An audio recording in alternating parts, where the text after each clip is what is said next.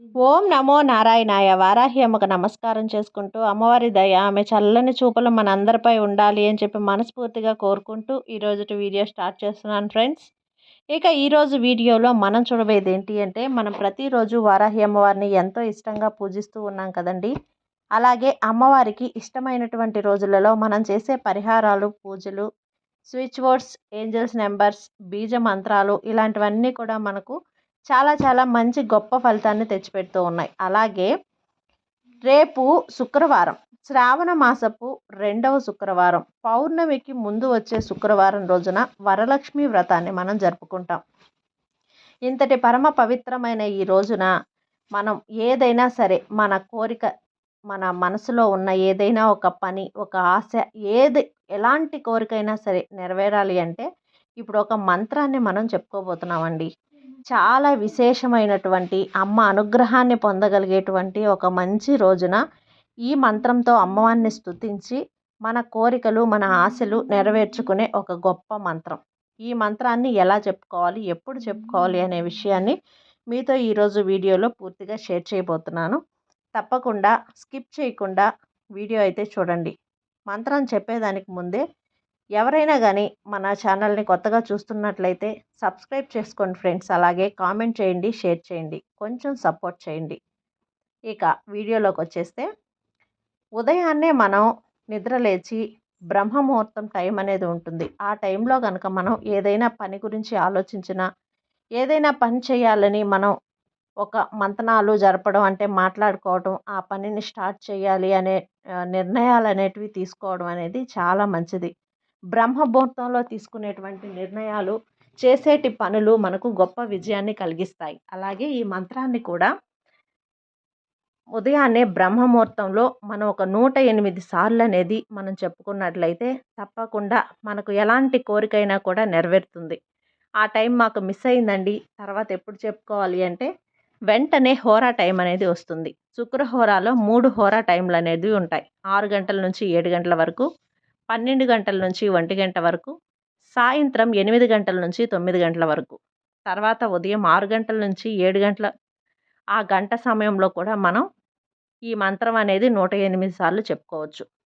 లేదు అంటే మధ్యాహ్నం, ఇంకా కూడా కుదరలేదండి, మేము వరలక్ష్మి వ్రతం చేసుకుంటూ పూజలో చాలా బిజీ అయిపోయాము అంటే రాత్రి వేళ 8 గంటల నుంచి 9 గంటల వరకు వచ్చే హోరా టైంలో కూడా చెప్పుకోవచ్చు. 108 సార్లు ఎందుకు చెప్పుకోమంటున్నాము అంటే, మనం 108ని మనకు యాడ్ చేసుకుంటే ఎంత వస్తుందంటే 9 అనేది వస్తుంది. 9 అంటే నవగ్రహాలకు సంబంధించిన నెంబర్ అన్నమాట. నవగ్రహాలకు సంబంధించిన ఈ నెంబర్తో వచ్చేటువంటి ఈ సంఖ్య అనేది చాలా గొప్పదండి. చాలా అదృష్టం, చాలా కలిసొచ్చిన నెంబర్ అన్నమాట. కాబట్టి 108 సార్లు అనేది మనం ఏ విధంగా చెప్పుకోవాలి, మాకు లెక్క తప్పుతుంది కదా అనుకుంటే, కంది గింజలు కానీ, శనగలు కానీ, లేదు అంటే యాలకులు. యాలకులు 108 తీసుకోవాలంటే చాలా రేటు కాబట్టి యాలకులతో చేస్తే అమ్మవారికి చాలా విశేషం, చాలా ప్రీతికరం.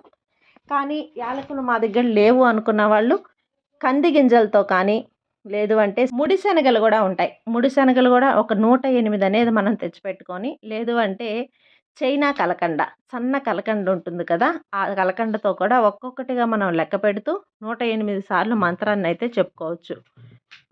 ఇలా చెప్పుకున్న తర్వాత మీరు మీ మనసులో ఉన్న కోరికను కానీ, ఆశను కానీ, ఏదైనా పని కానీ అమ్మవారితో మనస్ఫూర్తిగా చెప్పుకొని ఈ మంత్రాన్ని ఇలా చెప్పుకోండి. ఇలా చెప్పుకోవడం కంటే కూడా 108 సార్లు ఒక బుక్ తీసుకొని మనం ఒక రెడ్ ఇంక్ పెన్నుతో గనక అమ్మవారి నామాన్ని రాసి తర్వాత ఈ మంత్రాన్ని 108 సార్లు రాసినట్లయితే కూడా తప్పకుండా మంచి విజయాన్ని సాధిస్తారు. మన కోరిక తీరలేదు అనేవారే ఉండరండి.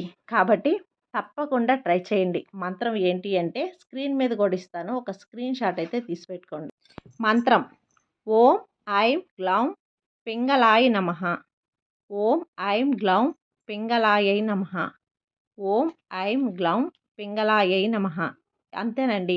ఈ విధంగా ఈ చిన్న మంత్రాన్ని 108 సార్లు మనం స్తుతించినా, లేదు అంటే కూడా మనం రాసుకున్నా కూడా చాలా మంచి ఫలితం ఉంటుంది. రేపు శ్రావణ మాసం శుక్రవారం, పౌర్ణమికి ముందు వచ్చే శుక్రవారం రోజున వరలక్ష్మీదేవి వ్రతాన్ని చేసుకొని లక్ష్మీదేవి అనుగ్రహాన్ని మనం పొందడానికి సౌభాగ్యాన్ని అలాగే సకల సంపదలతో మనం ఆయురారోగ్యంగా ఉండడానికి అమ్మవారి వ్రతాన్ని మనం చేపట్టి అమ్మవారి అనుగ్రహాన్ని పొందుతాం. తప్పకుండా ఈ పూజ రోజున మనం ఈ మంత్రాన్ని గనక చెప్పుకున్నట్లయితే అమ్మవారి అనుగ్రహంతో పాటు మీ కోరికలు ఏ ఉన్నా కూడా తెల్లవారేసరికే తీరిపోతాయి. ఖచ్చితంగా చాలా గొప్ప మంత్రం. అలాగే చాలా శక్తివంత రోజు.